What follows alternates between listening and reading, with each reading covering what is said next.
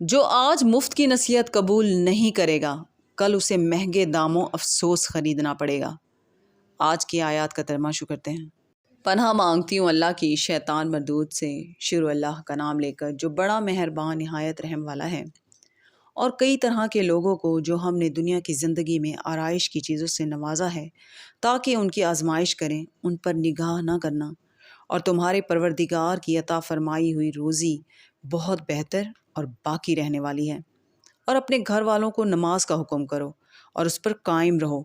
ہم تم سے روزی کے خواستگار نہیں بلکہ تمہیں ہم روزی دیتے ہیں، اور نیک انجام اہل تقوی کا ہے۔ اور کہتے ہیں کہ یہ پیغمبر اپنے پروردگار کی طرف سے ہمارے پاس کوئی نشانی کیوں نہیں لائے؟ کیا ان کے پاس پہلی کتابوں کی نشانی نہیں آئی؟